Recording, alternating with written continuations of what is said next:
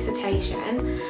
Basically, I've been doing a series over on my blog called the Third Year Series, and I've been giving you little updates about my dissertation and how it's going. Something for me to personally look back on, but also to kind of help you along the way if you're going through that process right now, or also kind of if you've done it and you want to reflect on what you've done, or that's something in the future for you and you kind of want to give yourself a bit of a heads up.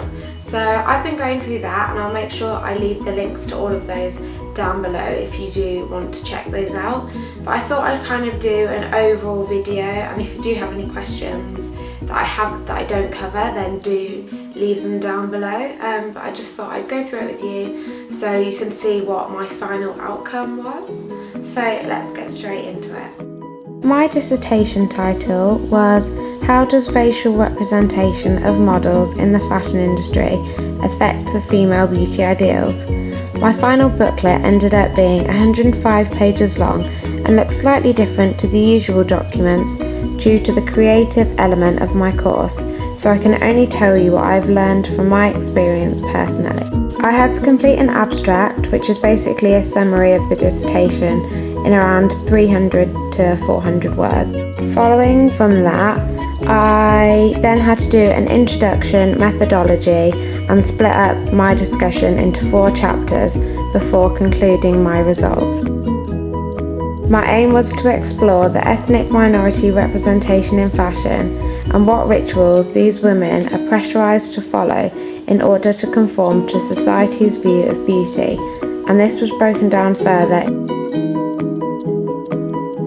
Began through the collection of data recorded in my methodology, noting both primary and secondary research.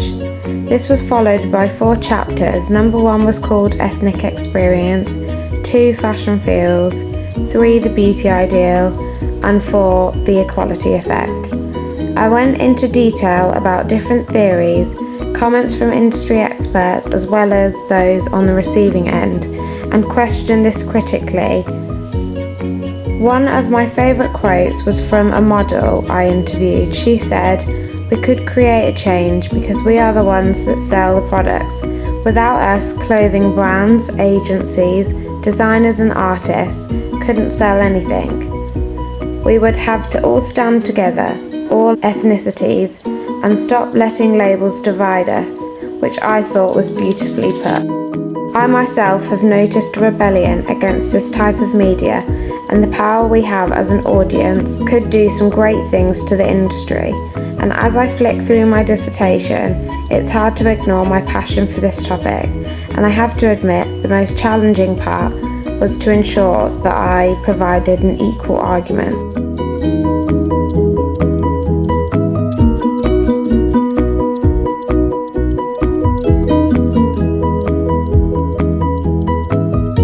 The relief you experience when it's all over is simply hard to explain.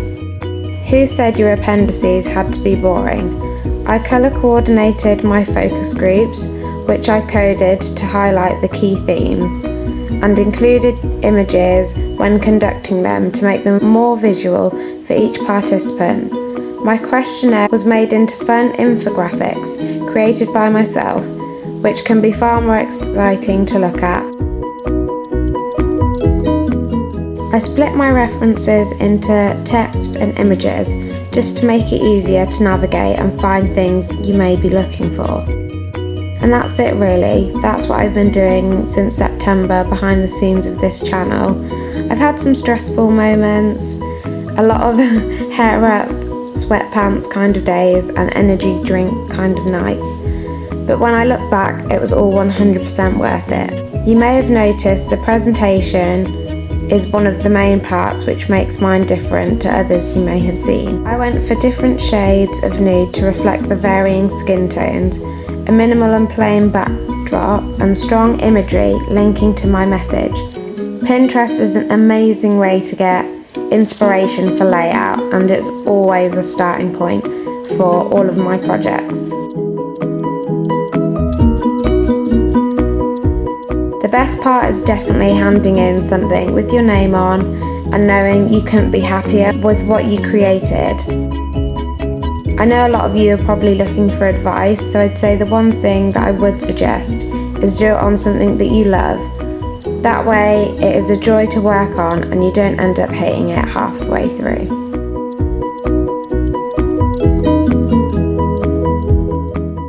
Like I said, if you do have any questions, leave them down below, and I hope you kind of enjoyed this overview of my dissertation, and I'd be more than happy to do these kind of videos for my other projects that I have coming up.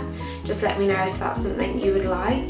And yeah, don't forget to subscribe, and I will see you in the next one. Bye!